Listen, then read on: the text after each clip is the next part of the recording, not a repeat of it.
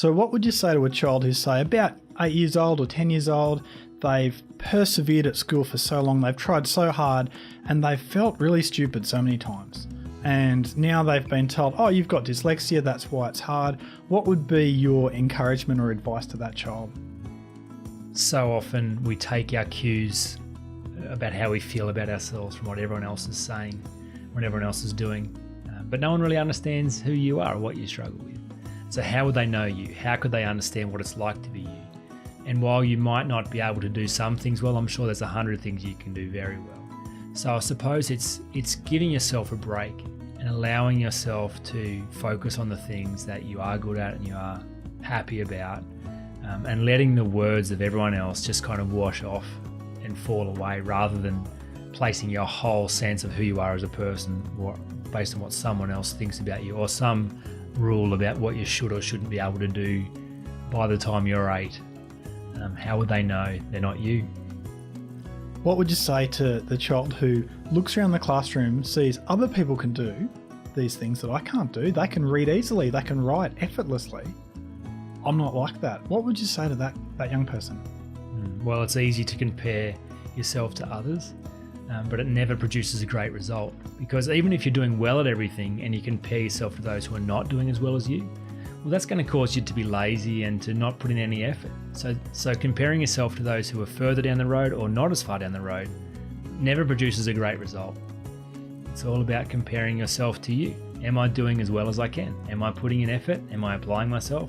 Am I growing? Am I taking responsibility? Each day, am I becoming more like the person I'd like to be, irrespective of what other people think I should or shouldn't be doing? So why is it a good thing for a young person to switch off to all those negative things that have been said about them, to switch off to being told, you're dumb, you're stupid, you can't do it, you'll never make it? Why is it important to disregard what you've been told? That's such a great question, because often people would think about, how do I need to switch off? And how's a low quality question, because how's impossible.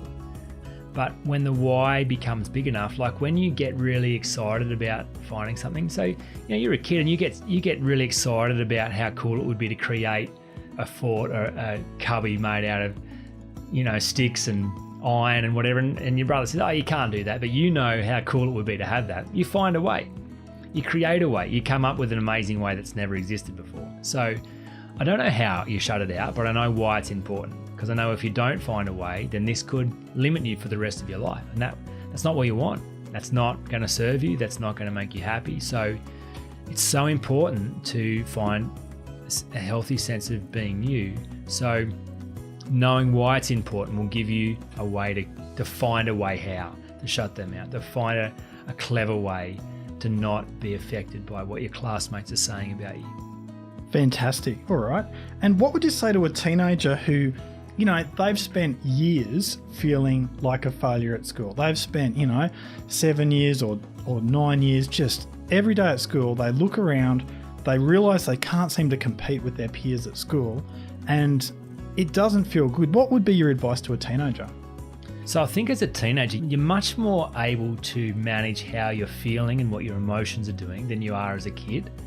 So often people will say to me, well, I'm not choosing how I feel. This is just how I feel.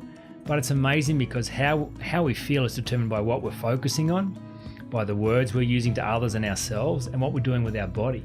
So if you make any changes in what you're focusing on, so for instance, if you focus on 3 people that don't like you, of course you're going to feel flat and stressed and anxious. But if you focus on the 10 people who think you're great, well, all of a sudden your emotions change.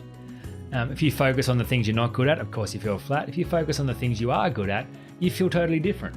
If you use negative words about yourself, or even to others about yourself, then you feel no good. But if you choose words that are good and positive and uplifting, that changes how you feel. And the same is true with what you do with your body. If you mope around, if you have your head down, if you rub your face a lot, if you slouch, if you haven't had a shower and you haven't slept well and you've been eating junk, you feel terrible. But if you walk with your head held up and your shoulders back, you've got a clean shirt on, you've had a shower, you've eaten well, you exercise, that leading with your body totally affects how you feel about your situation. And that's in your control. No one gets to choose that stuff for you. You choose your focus, you choose your words, you choose what you do with your body.